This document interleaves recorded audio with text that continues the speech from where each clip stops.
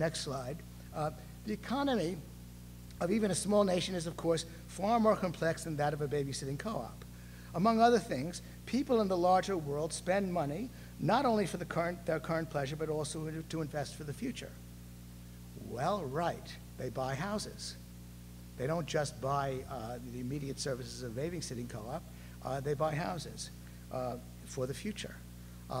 They may invest in subprime mortgages by buying, they may take out subprime mortgages by buying houses. And in the big world, he concedes, there is also a capital market in which those with spare cash can lend it at interest to those who need it now. Well, there too, there's suddenly a rate of interest introduced. But the babysitting co-op is just only about consumer spending and the failure of consumer spending, having nothing to do with interest rates, with the purchase of houses, and of course we kissed off the Federal Reserve.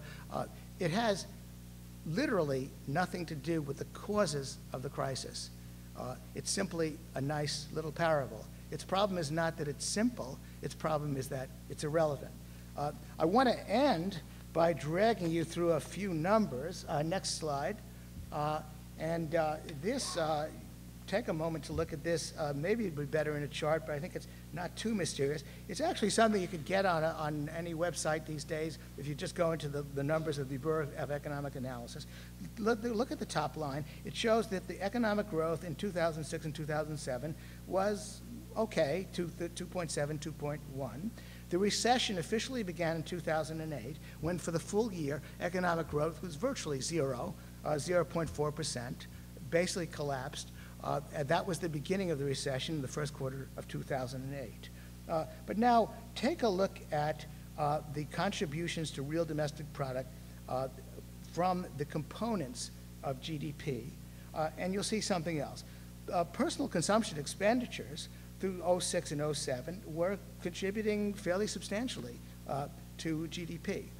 If personal consumption expenditures had anything to do with the recession, something would have failed prior. That would have the causality proceeds sequentially. Something fails, and then something else happens. So we would start looking for failure of consumer spending by 2007. 2008, actually, consumer spending made a small contribution, a small negative contribution, but it had nothing to do with coupons or the lack of printing money. It was about the unemployment rate. The unemployment rate was soaring. It began to rise substantially in 2008. When people are out of work, they spend less. When your neighbor is out of work, you get a little fearful about the future and you spend less. So consumer spending began to decline a bit in 2008. But now look at the real gorillas, the real enchiladas, the real cause. The next line is gross private domestic investment, which consists of three items: structures and equipment, residential, and the change in private inventories. Now notice that residential investment, of course, there was a housing bubble. The failure already began to be perceived in 06. There was overbuilding in housing, and by 06, residential housing began to go negative 2 years before.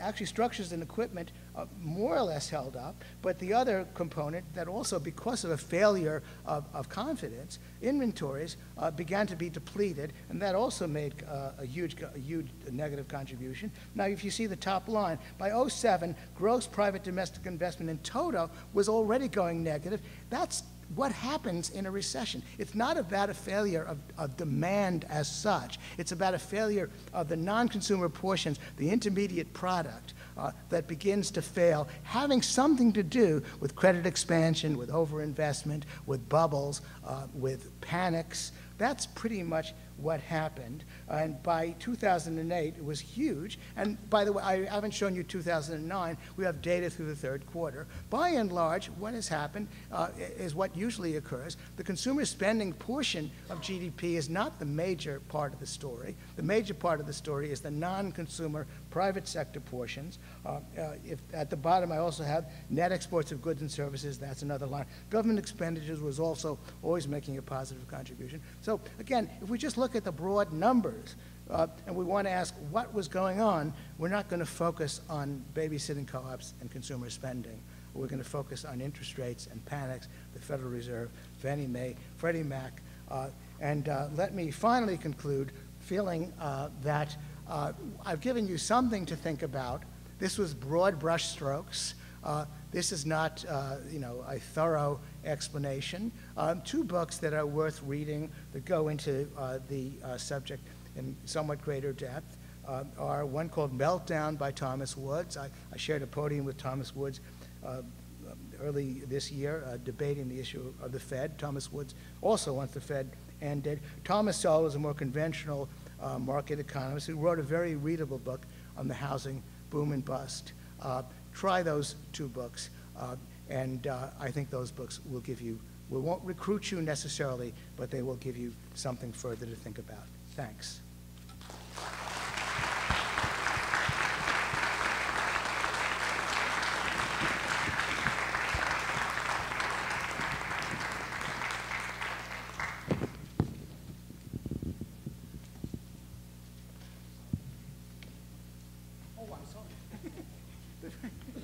Excuse me, the very thing I was going to do with the transition to Dan Joint, the esteemed moderator.